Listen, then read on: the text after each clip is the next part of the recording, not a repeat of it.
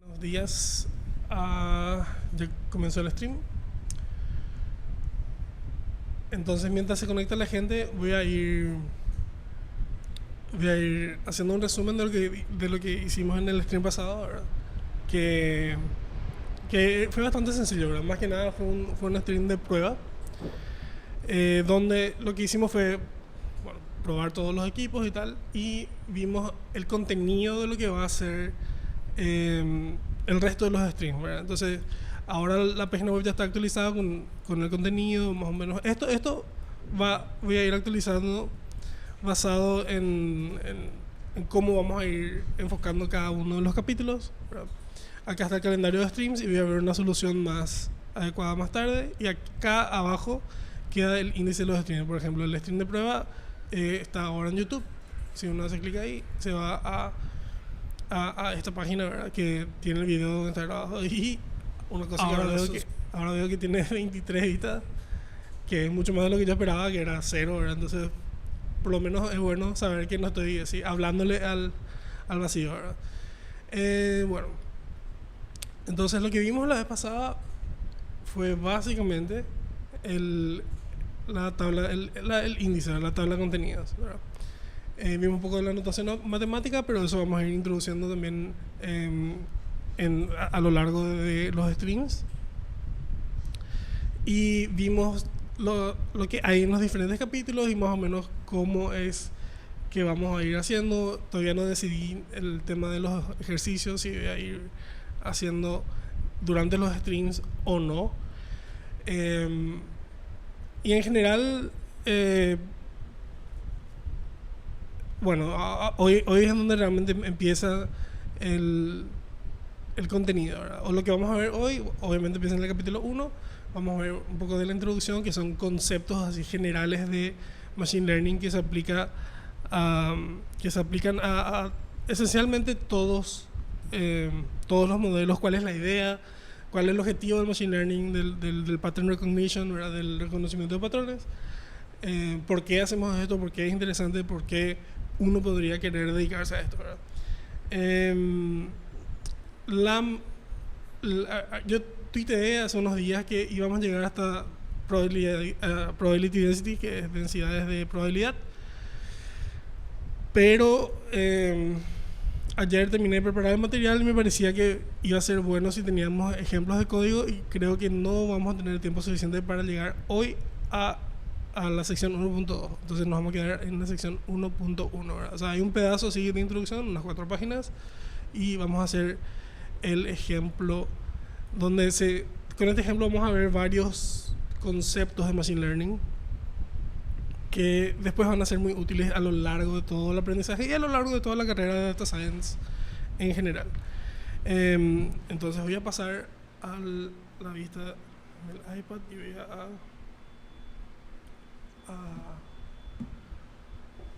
apagar todas las notificaciones, así no nos molesta a nadie. Ok. Bueno, un segundo, voy a traer las notas que tengo aquí. Estamos, bueno, voy a crear aquí una nueva nota. Y lo que vamos a ver va a ser hoy qué es lo que es Machine Learning y Pattern Recognition, ¿verdad? Bueno, tenemos el título, que es Pattern Recognition.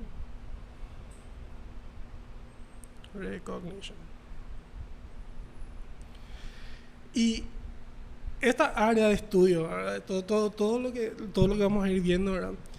Se concierne con el descubrimiento automático el reconocimiento automático. Y acá voy a poner otro color porque es importante, ¿verdad? Automático. Reconocimiento automático de qué? De regularidades en datos. De regularidades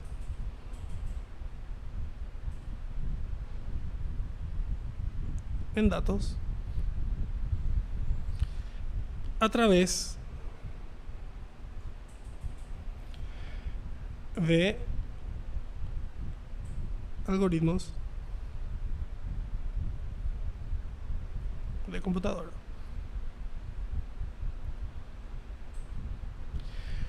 Em, Eso es esencialmente lo que es, ¿verdad?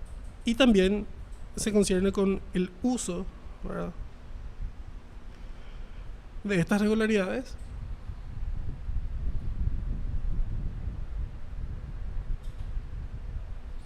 para tomar acciones, ¿verdad? Para tomar acciones, ¿verdad? Y estas acciones pueden ser muchas cosas, ¿verdad? O sea, por ejemplo, puede ser clasificar datos en diferentes categorías, predecir valores dentro de un rango continuo de valores. Y lo que vamos a ver hoy es exactamente más o menos la estructura de lo que es esta área de estudio. Entonces, a ver, Pattern Recognition, que es lo que nosotros queremos hacer, es el reconocimiento automático de regularidades en datos a través de algoritmos de computadora. Entonces vamos a ver un ejemplo simple, y para esto me voy a ir otra vez a la vista del libro y voy a mostrarnos una imagen, ¿verdad?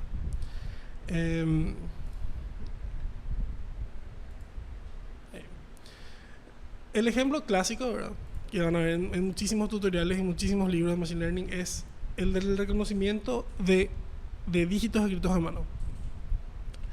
Y en este caso tenemos imágenes de 28 píxeles por 28 píxeles, ¿verdad?, que pueden representarse como un vector de 784 números. En este caso van a ser números reales, ¿verdad? Eso significa que nuestra imagen, por más que aquí en el libro se muestren azules, en realidad van a ser en escala de grises, ¿verdad? Tenemos un rango de 0 a 1, donde 1 representa que el píxel es totalmente negro y 0 representa que el píxel es totalmente blanco, ¿verdad? Entonces, perdón, al revés. 1 representa totalmente blanco, 0 totalmente negro. Entonces tenemos digamos, podemos interpretar el número como la intensidad de ese píxel, ¿verdad? O la cantidad de luz que debería pasar a través de ese píxel, asumiendo que solamente tenemos una dimensión para jugar, ¿verdad? Entonces la tarea es construir una máquina, ¿verdad?, que tome como input ese vector y retorne la identidad del dígito, que puede ser 0, 1, 2, 3 hasta 9, ¿verdad? O sea, son dígitos de un dígito, ¿verdad? O sea, después podemos componer más cosas complejas y tratar de ver series de dígitos y qué sé yo, ¿verdad? Este problema podemos enfocar de muchas maneras, ¿verdad? Y una forma es, por ejemplo, analizar con reglas, ¿verdad?, con reglas hechas a mano, los trazos. Por ejemplo, si vemos que el 1 normalmente tiene un trazo recto, el 2 tiene esta curva y después un trazo horizontal y todo lo demás, ¿verdad? Pero entrar en este juego de crear reglas basadas digamos, en conocimiento experto del dominio, entras en un juego donde tenés que ver cuántas reglas tenés que crear, y manejar todas las excepciones a esas reglas, ¿verdad? Y por lo general esto resulta en malos resultados, ¿verdad? Se pueden obtener mejores resultados siguiendo un enfoque basado en Machine Learning, donde tenemos un conjunto grande y esto voy a empezar a dibujar esto para que sea más fácil de seguir. Vamos a ir dibujando esto entonces. Tenemos nuestro vector. Vamos a ver. Tenemos ahora nuestro tema, que es el reconocimiento de dígitos escritos a mano.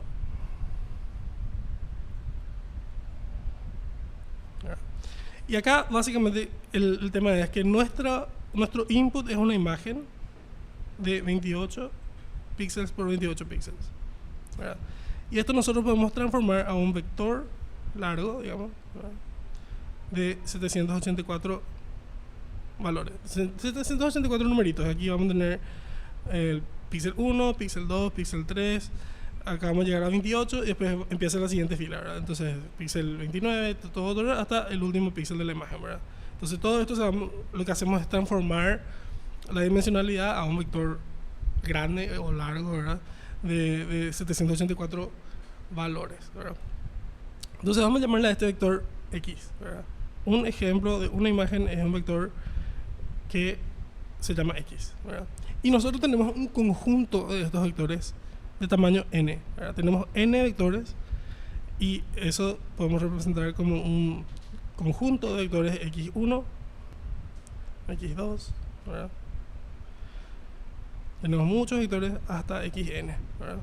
Y n puede ser, por ejemplo, no sé, 60.000, 50.000, 2 millones, una cantidad interesante, ¿verdad? Bueno, este conjunto acá se llama el training set, ¿verdad? Vamos a darle un nombrecito a esto, y esto es el training set, ¿verdad? Que básicamente es el conjunto de ejemplos que nosotros vamos a usar para entrenar un modelo adaptativo, ¿verdad? Entonces nuestro objetivo acá con esto es entrenar un modelo adaptativo. Y vamos a ver qué es un modelo adaptativo en unos minutos, ¿verdad? Entonces, para entrenar este modelo adaptativo, como nuestra tarea es identificar cuál es el dígito. La idea es que nosotros queremos usar este training set para ajustar parámetros de un modelo adaptativo, ¿verdad? Y vamos a ver entonces qué necesitamos para eso, ¿verdad? Entonces tenemos nuestros vectores ahí, x1 hasta xn, ¿verdad? Y las categorías, ¿verdad?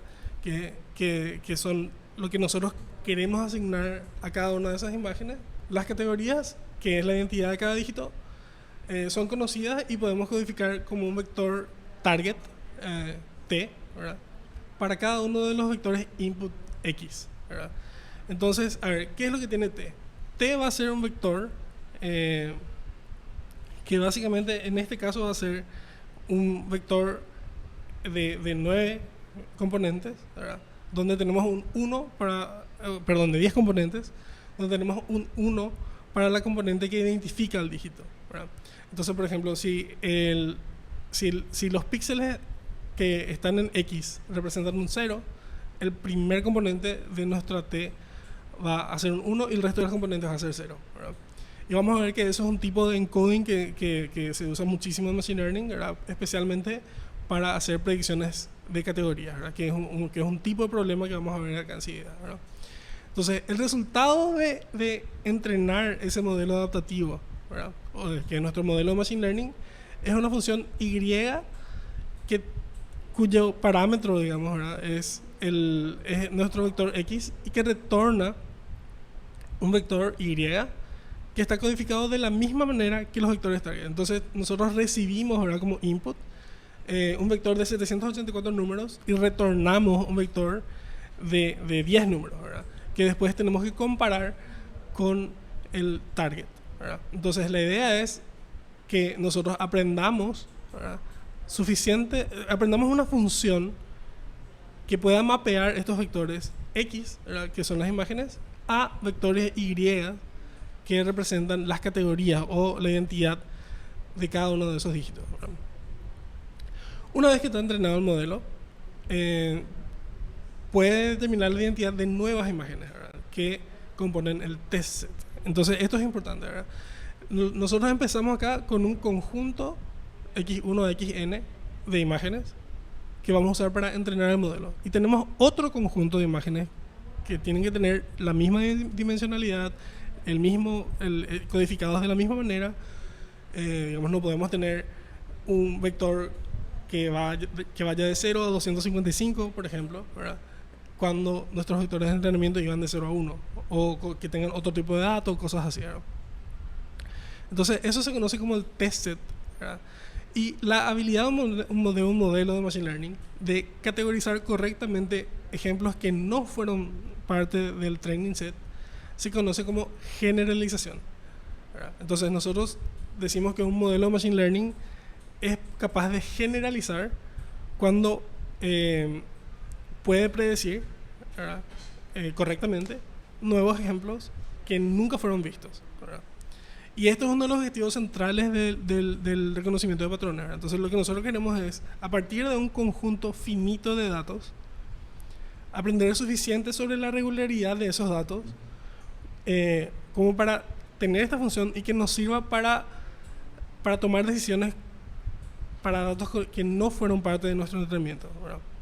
Entonces, eso es uno de los objetivos centrales del Pattern Recognition. A partir de un conjunto finito de datos, queremos aplicar la función que aprendimos a datos que no forman parte de ese conjunto, ¿verdad? Un concepto importante de esto es que en casos prácticos, ¿verdad?, las variables de entradas normalmente son preprocesadas para transformarlas a un espacio donde es más conveniente entrenar ese modelo, ¿verdad? Por ejemplo, los píxeles de una imagen en escala grises se codifican en la computadora como valores enteros entre 0 y 255, ¿verdad? Que son, esto es básicamente la cantidad, digamos, son 8 bits, ¿verdad?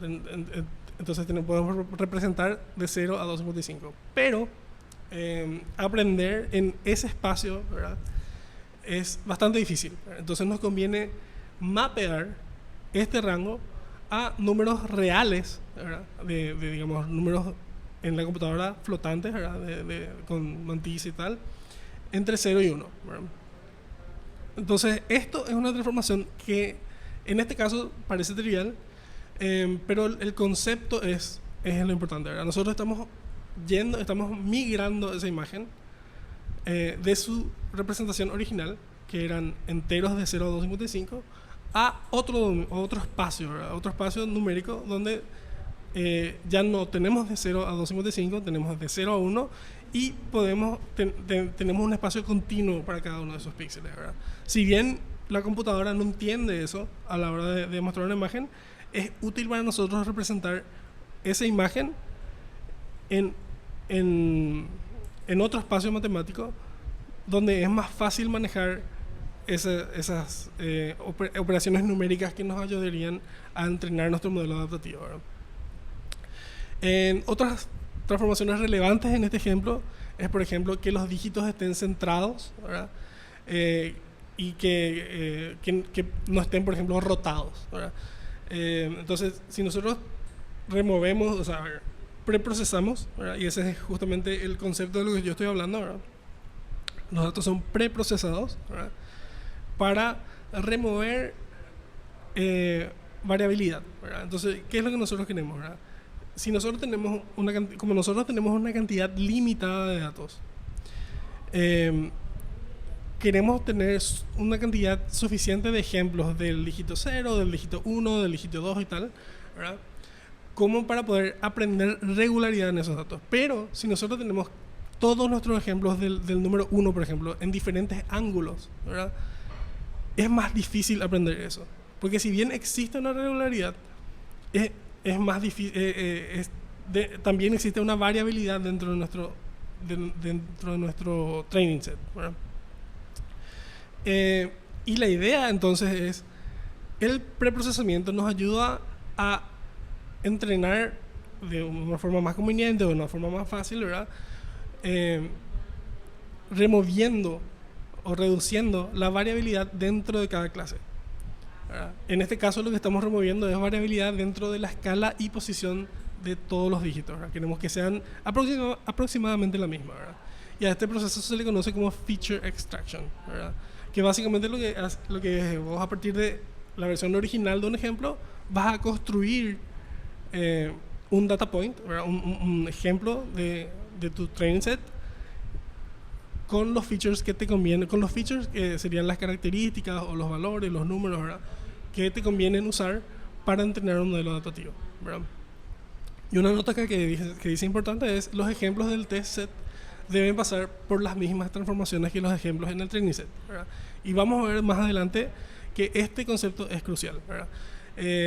Y vamos a ver esto desde el punto de vista de la teoría de las probabilidades, ¿verdad?, que la idea es un modelo, ¿verdad?, que nosotros entrenamos en un training set, ¿verdad?, solo puede ser, o en realidad no solo, pero básicamente va a ser mejor, va a tener mejores resultados en datos que vienen de la misma distribución que generó el training set, ¿verdad? Y entonces vamos a hablar todo de qué significa una distribución, qué significa generar datos y tal, ¿verdad? Entonces vamos a ver ahora una clasificación de tipos de problemas de Machine Learning, ¿verdad?, que ahí, con los conceptos que acabamos de ver, podemos empezar a clasificar basado en los objetivos. Y esta no es una clasificación completa de los tipos de problemas, ¿verdad?, pero es una clasificación bastante clásica y bastante útil, y hasta ahora 99% de las cosas que se hacen en Machine Learning caen en alguno de estos tipos, ¿verdad? Si el training set contiene ejemplos donde el vector de target T es conocido, el problema es supervisado. Eso significa que nosotros tenemos el input y tenemos la respuesta, ¿verdad? Nosotros sabemos que para este vector X, que representa un dígito 0, nuestro T va a representar un 0. Entonces tenemos cada ejemplo de entrenamiento está compuesto por un par de vectores, ¿verdad? El vector de datos o de features, que es X, que representa los píxeles, y el vector que tiene la respuesta que nosotros queremos aprender, ¿verdad? Y nuestra tarea es aprender la función que mapea el input al output, ¿verdad? En ese caso estamos hablando de aprendizaje supervisado o supervised learning, ¿verdad? Entonces, casos, por ejemplo, como el de reconocimiento de dígitos, el que estuvimos hablando, donde la tarea es asignar una categoría de un conjunto finito y conocido a cada ejemplo, son problemas de clasificación, aquí, classification, ¿no? Si la tarea es predecir un valor de una o más variables continuas, el problema es de regresión. Y hay un punto acá que yo quiero mencionar, que básicamente es, si uno tiene un conjunto finito, por ejemplo, de números enteros, ¿verdad? Yo quiero predecir una cantidad, ¿verdad? Una cantidad entera o discreta, ¿verdad? Es un problema de regresión, ¿verdad? Porque, ¿cuál es la diferencia? A ver, hay cosas comunes entre la regresión y la clasificación, ¿verdad? Por ejemplo, si yo quisiera predecir dentro de una cantidad, de una variable discreta, pero los valores representan o tienen una relación ordinal entre ellos, que significa, tiene sentido que la categoría 1 o el número 1 venga antes que el número 2 y después que el número 0, entonces eso es un problema de regresión, ¿verdad? La clasificación, por lo general, requiere que no exista una forma de ordenar las categorías, ¿verdad? Entonces, eso vamos a ver un poco más adelante. Básicamente, hay una frontera que no es tan... que es medio borrosa, digamos, entre lo que es regresión y clasificación, cuando nos referimos a variables que son discretas, ¿verdad? Acá por eso puse variables continuas. Ahí es una división bastante clara entre lo que es clasificación y regresión, ¿verdad? Si el training set está compuesto por ejemplos que no tienen ese vector de target asociado, estamos hablando de un problema que no es supervisado, ¿verdad? Tenemos el unsupervised learning, y ahí tenemos digamos, como no tenemos la respuesta, ¿verdad? Entonces lo que estamos tratando de buscar ahora son patrones dentro de los datos que no requieren de asociar un ejemplo a una respuesta, ¿verdad? Por ejemplo, podemos agrupar ejemplos similares en el conjunto de datos, ¿verdad? Por ejemplo, que es posible hacer un grupo donde todas las imágenes tienen el mismo color, la misma paleta, el mismo tipo de variabilidad en cierta característica y tal, y a eso se le conoce como clustering, ¿verdad? Que es agrupar los datos o particionar los datos en diferentes conjuntos. Después vamos a ver que existen otra vez varios tipos de clustering y que, por ejemplo, un data point puede pertenecer a más de un conjunto y cosas así, ¿verdad? Si queremos determinar la distribución de los datos en el espacio de input, estamos hablando de density estimation, ¿verdad? Que lo que density estimation quiere lograr es aprender un poco del proceso que genera los datos, ¿verdad? Entonces queremos tratar de estimar el proceso que genera esos datos, por ejemplo, para generar nuevos datos, ¿verdad? Eso es una posible aplicación de density estimation, ¿verdad? Y si queremos, por ejemplo, proyectar los datos, ¿verdad?, de un espacio en altas dimensiones, por ejemplo, tenemos nuestras imágenes con 700 y tal valores, ¿verdad? Y queremos ver los grupos, entonces vamos a proyectar cada punto a 2 o 3 dimensiones de tal manera que podamos dibujar en la computadora, y eso se llama dimensionality reduction, ¿verdad? Vamos a ver que visualización no es la única aplicación de dimensionality reduction, hay muchas más, pero esta es una muy fácil de entender, ¿verdad? Si el problema involucra tomar decisiones, en situaciones determinadas con el objetivo de maximizar un premio o una función de fitness. Se conoce como Reinforcement Learning y es una categoría que está un poquitito afuera de los dos, ¿verdad? Porque en este caso, por lo general, no tenemos ejemplos, no tenemos un data point como input, ¿verdad? Sino que tenemos, por lo general,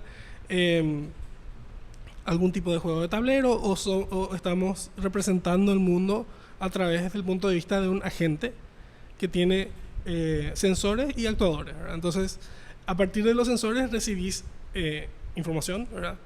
Que vos entendés qué representa cada sensor y la tarea es producir una acción basada en el estímulo que reciben los sensores, ¿verdad?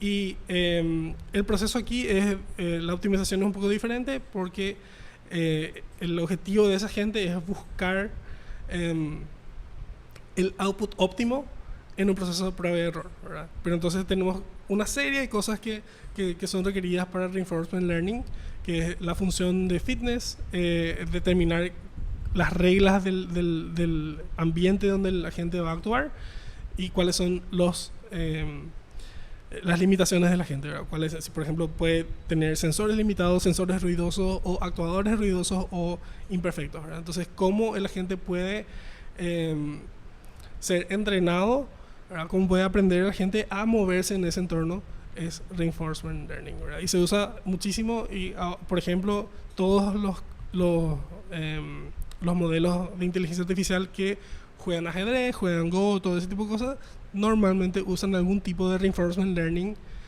por encima de algún modelo que puede ser una red neuronal o cosas así, ¿no? Entonces, a ver, factores comunes en todas las tareas de Machine Learning, que si bien, a ver, estas categorías parece que separan, ¿verdad? Mucho de las aplicaciones y los modelos que se pueden utilizar y cada uno tiene sus propias características, ¿verdad? La realidad es que muchas de las ideas son comunes a todos estos problemas, ¿verdad? Y eso vamos a ver que viene de las teorías de las probabilidades, teoría de las decisiones y teoría de la información, como ya vimos en el stream pasado, ¿verdad?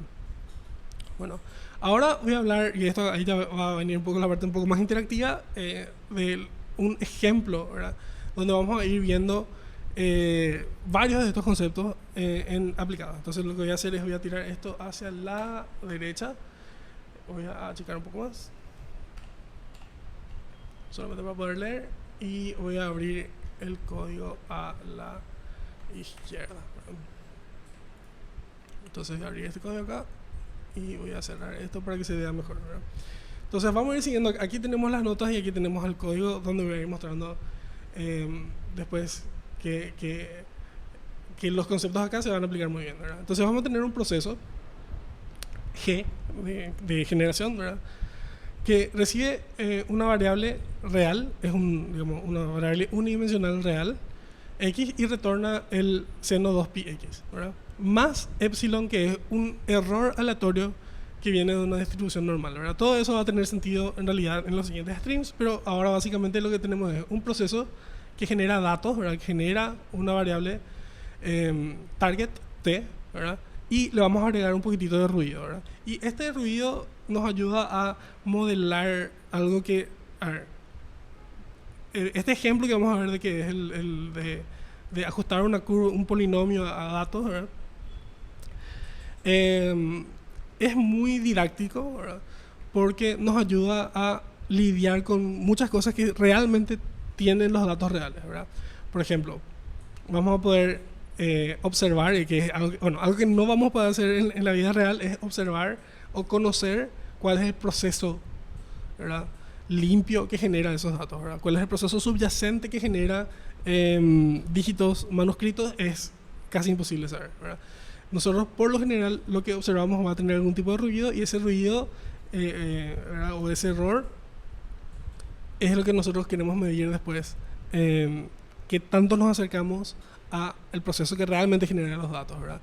Que podemos hacer con datos sintéticos porque, bueno, son sintéticos y nosotros definimos cómo se generan.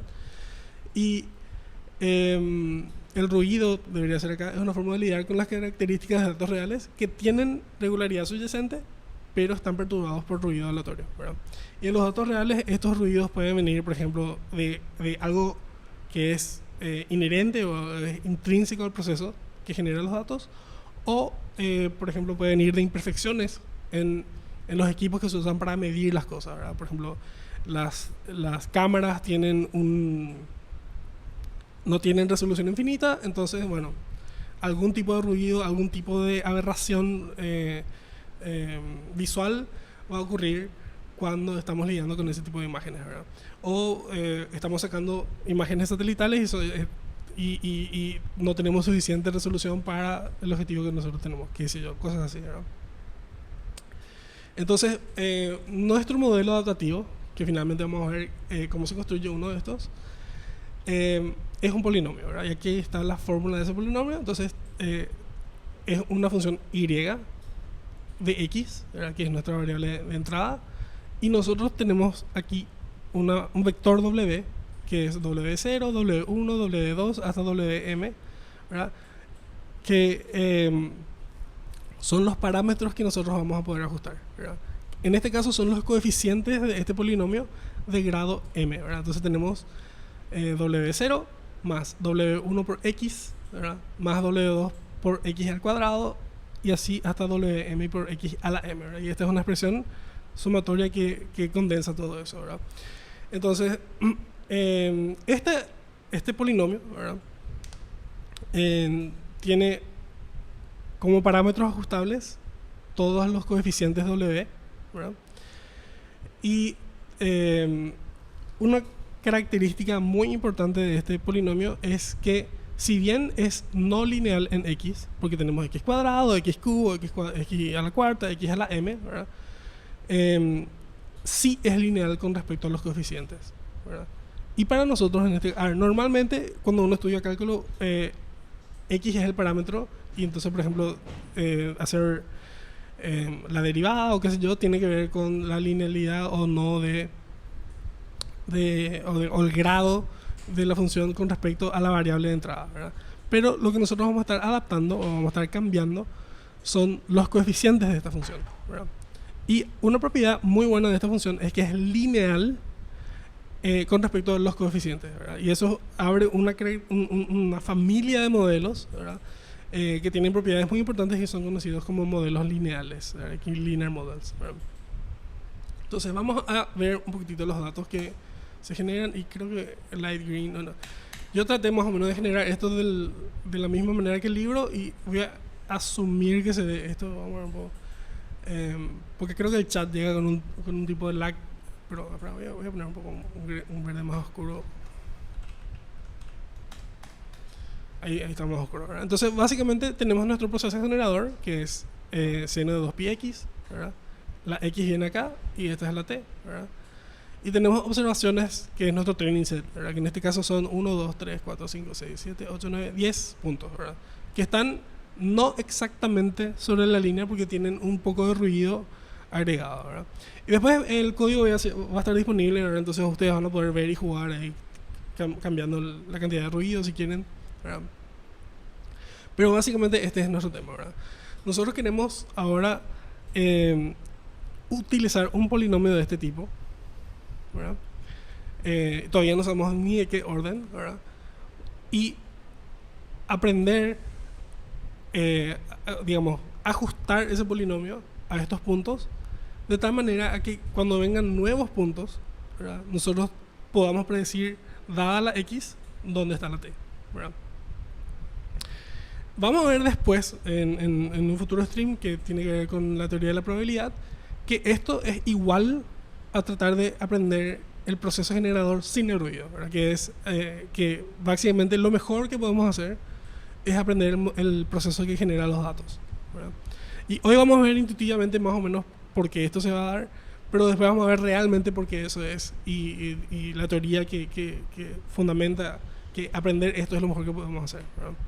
Eso es intuitivo, pero ahora mismo no sabemos por qué, ¿verdad? Nosotros sabemos que aprender si tenemos una función que podemos ajustar exactamente a esta línea verde, que normalmente es desconocida, ¿verdad? Nosotros asumimos que todo lo que tenemos son esos 10 puntos, ¿verdad? Entonces,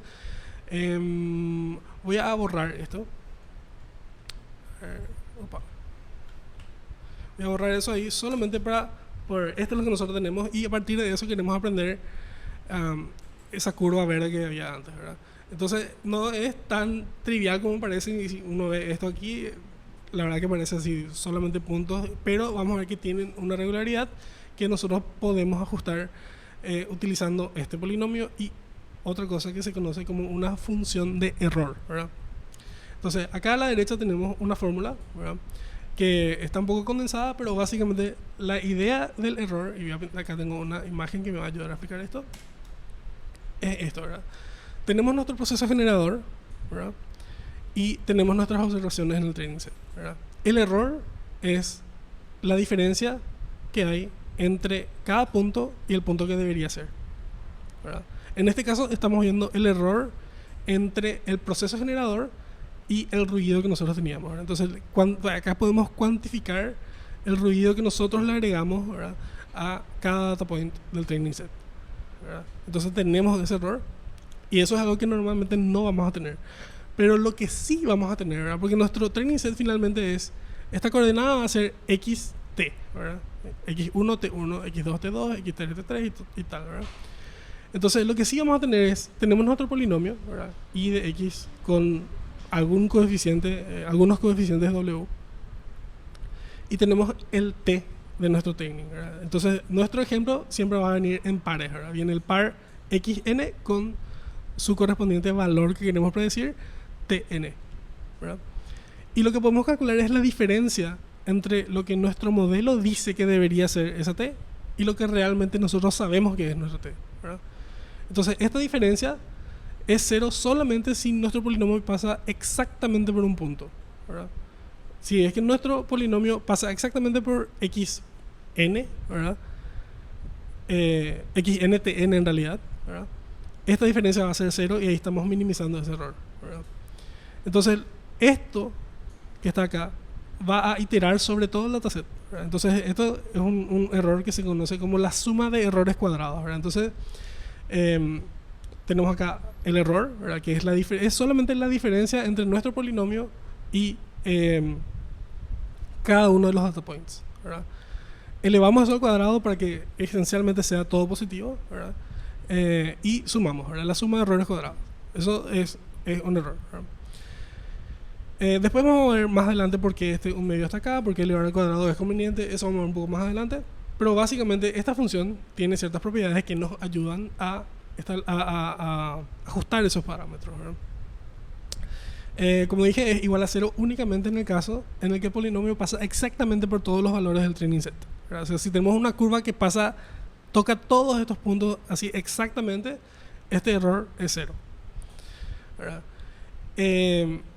Y como el error también es lineal, el error es cuadrático con respecto a los coeficientes, ¿verdad?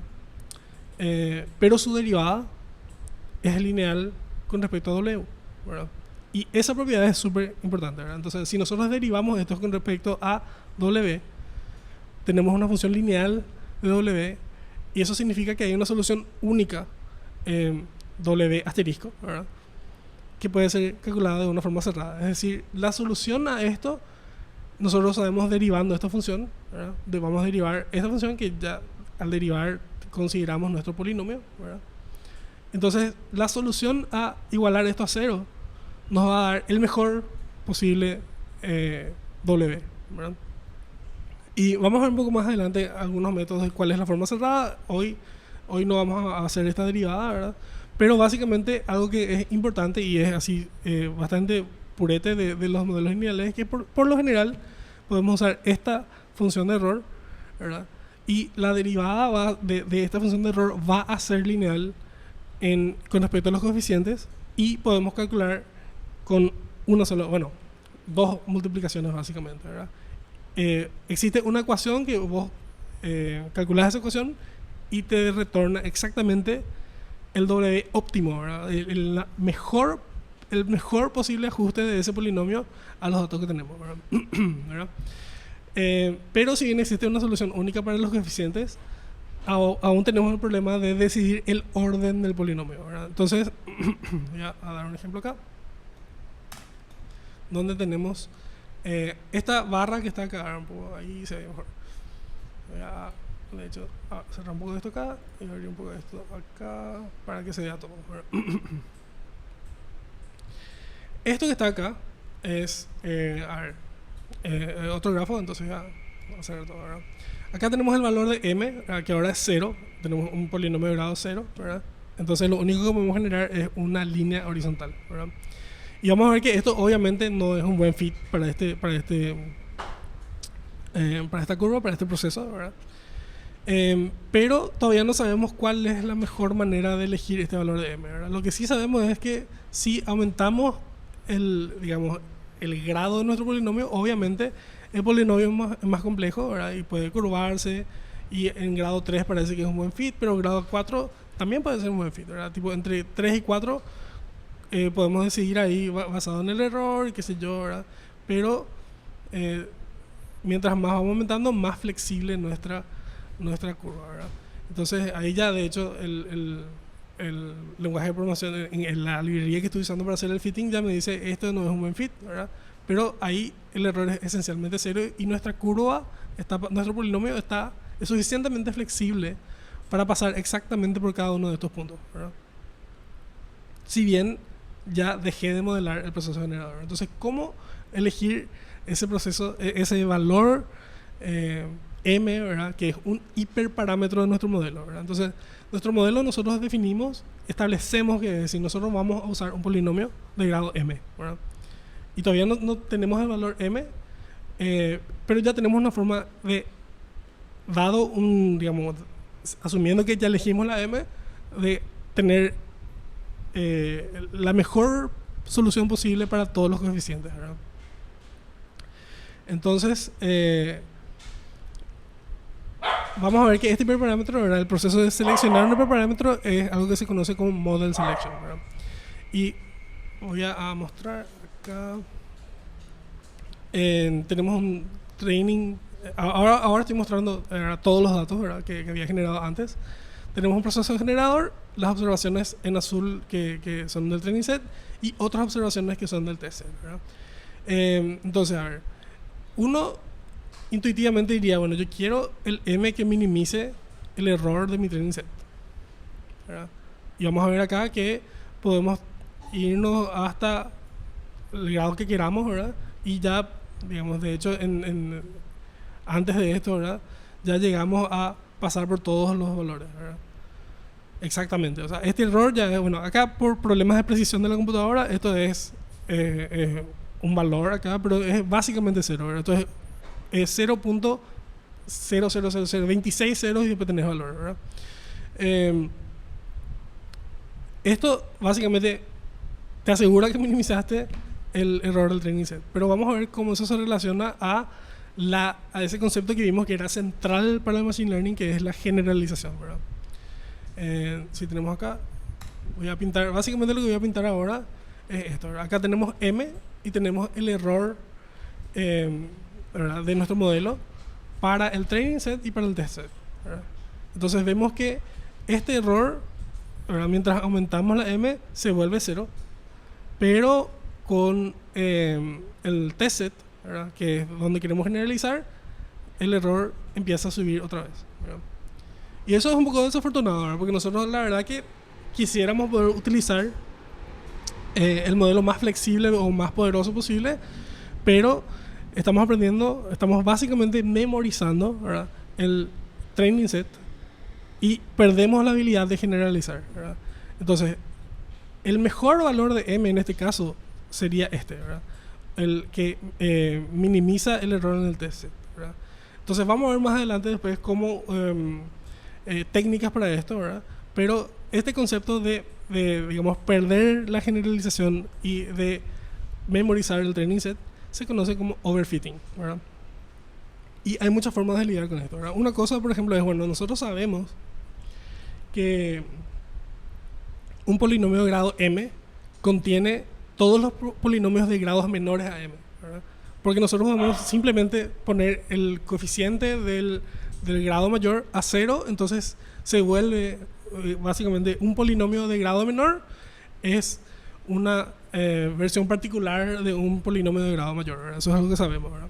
Entonces, si nosotros queremos poder utilizar la flexibilidad de un polinomio de grado 6, 7, 8, 9, ¿verdad? Una forma que tenemos para lidiar con ese overfitting es agregando más datos, ¿verdad? Porque básicamente, ¿cuál es el problema que tenemos nosotros? En realidad, tenemos pocos datos, ¿verdad? Tenemos 10 puntos para aprender esta curva verde acá. Y nuestro polinomio, con muchos grados, pasa por todos esos puntos, pero ya deja de modelar esa cosa. Y lo que pasa por lo bajo, la verdad que es bastante complicado, pero intuitivamente lo que estamos haciendo es empezamos a modelar el ruido, ¿verdad? Empezamos a modelar el ruido que nosotros le agregamos a ese training set, ¿verdad? Entonces voy a pintar acá un ejemplo donde voy a setear el grado del polinomio a... ¿Dónde está el grado del polinomio? El grado de mi polinomio es 9, ¿verdad? Entonces, estos son polinomios de grado 9. Voy a agrandar un poco esto acá para que se vea mejor. Estos dos polinomios son de grado 9 y lo único que cambié fue la cantidad de observaciones en el training set. Acá tenemos 25 observaciones y vemos que el grado 9 tiene cierto overfit, ¿verdad? Si ya no está modelando tanto el proceso subyacente, pero no es tan malo como este ejemplo acá, ¿verdad? Donde nuestro polinomio era totalmente cualquier cosa, ¿verdad? Ya estaba totalmente 100% overfit, ¿verdad? Entonces acá vemos que agregando data points podemos lidiar con ese overfitting, ¿verdad? Y eso es algo súper importante y algo fundamental, ¿verdad? Básicamente lo que te dice es una forma de permitirte usar modelos más complejos es obteniendo nuevas observaciones, ¿verdad? Pero vamos a ver después que podemos utilizar otras técnicas, ¿verdad? Que no necesariamente impliquen ir, por ejemplo, a sacar mucho más mediciones, ¿verdad? Acá aumenté muchísimo, ¿verdad? Ya, de hecho, incluso si no pintaba el proceso generador del polinomio, íbamos a ver que tenía cierta forma sinusoidal acá, este proceso generador, ¿verdad? Entonces, estos dos polinomios tienen el mismo valor, solamente que los coeficientes están, digamos, regulados por mucho más puntos, ¿verdad? Pero algo que sí podemos hacer, ¿verdad? Justamente que dije regulados, ¿verdad? Un poco de spoiler. Algo que podemos hacer para utilizar un modelo más complejo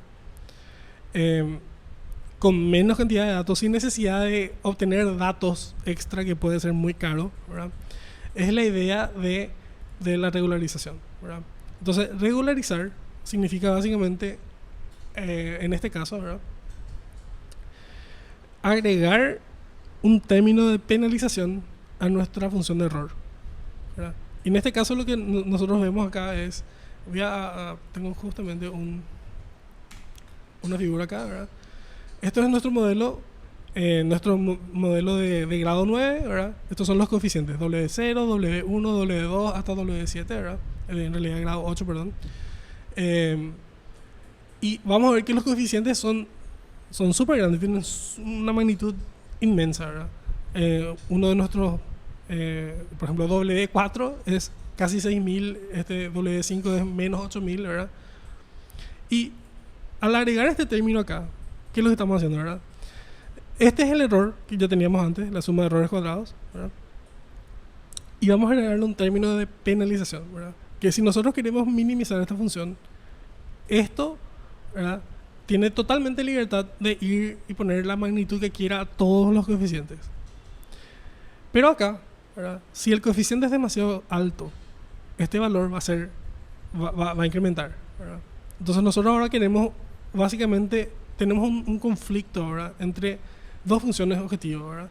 Esta, que era minimizar el error entre nuestro polinomio y nuestros datos, ¿verdad?, y esto, que básicamente intenta promover, ¿verdad?, que los coeficientes sean chicos, ¿verdad? Mientras más chicos los coeficientes, más chica va a ser esta presión, ¿verdad? Y tenemos un nuevo hiperparámetro lambda que determina la importancia relativa de este término con respecto al otro término, ¿verdad? Entonces, esto es un proceso que se llama regularización y vamos a ver varios tipos de regularización. Este en particular se llama Rich Regression, ¿verdad? aquí Ridge Regression, y fue introducido por Hell y Kenner en 1970, hace muchísimo tiempo, ¿verdad? Y este tipo de regularización que promueve coeficientes pequeños, ¿verdad?, se conocen como métodos de encogimiento o shrinkage methods, ¿verdad? Entonces vamos a ver cómo esto ya es la parte final del stream básicamente, ¿verdad? Vamos a ver cómo este modelo regularizado nos permite usar un modelo más expresivo para, para, para modelar datos, ¿verdad?, con pocos ejemplos, ¿verdad? Entonces acá tenemos esto, ¿verdad? Entonces lo que estoy dibujando acá es el valor de lambda y el valor de nuestro error, ¿verdad? Y vamos a ver que en 0 nuestro error está... a ver, esto es para un polinomio de grado 9, otra vez. Perdón, de grado 8, ¿verdad? Y vamos a ver que sin regularización nuestro error está por los cielos, ¿verdad? Nuestro error de testing, ¿verdad? Y obviamente al regularizar sube un poquitito el error de training, ¿verdad? Pero mira lo que pasa con el error de testing, ¿verdad? Acá es donde mejor generalizamos, ¿verdad? Y hay acá unos valores que bueno, yo no dibujo para todo el espectro, pero básicamente dibujé entre 0 y 1. Y tenemos acá exactamente lo que queríamos saber, ¿verdad? Regularizar nos permite retener esa generalización, ¿verdad? Donde el error de training y testing se van hacia la misma dirección, ¿verdad? Y nos habilita a utilizar un modelo más complejo, ¿verdad?, con más grados de libertad para pocos datos, ¿verdad? Y vamos a ver después que eso es un concepto súper importante y cómo es la mejor manera de establecer la complejidad de un modelo basado en los datos que tenemos, ¿verdad? Acá tengo esto, por ejemplo, son solamente para entender cuál es el efecto, ¿verdad?, de la regularización. Con este nivel de regularización, que es un valor bastante pequeño, ¿verdad?, ya nuestro polinomio de grado 9 parece un polinomio de grado 3, esencialmente, ¿verdad? Pero si hacemos que este lambda, ¿verdad?, crezca mucho, se vuelve muy importante nuestro término de penalización y también dejamos de generalizar, ¿verdad? Entonces acá tengo una versión interactiva de esto, ¿verdad?, donde podemos ir jugando con este valor. Nuestro lambda ahora es 0.01, creo que sí, ahí está. Si está en 0, ahí este modelo no está regularizado, ¿verdad?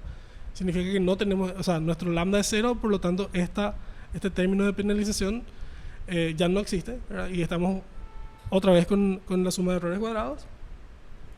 Y tan pronto empezamos a regularizar, vamos a ver que se vuelve menos flexible, ¿verdad? Y cuando nos vamos todo, ahí ya prácticamente ya deja de ser útil nuestro modelo, ¿verdad? Y obviamente, de la misma manera que elegimos m, podemos elegir lambda, ¿verdad?, que es nuestro valor de cuán importante es la regularización para este modelo en particular, ¿verdad? Entonces, hasta acá llegamos hoy. Voy a ver acá si hay preguntas, creo que van a aparecer acá, porque la verdad que no sé cómo ver el chat de otra manera, ¿verdad? Entonces, me parece que la mejor manera de hacer esto es, ¿verdad?, voy a parar el stream y voy a empezar de nuevo el stream para la sesión de preguntas y respuestas, así puedo subir por separado y no es un video de 2 horas lo que subo más adelante. Entonces voy a parar ahora de hacer el stream y comienza la sesión de preguntas y respuestas en 5 minutos.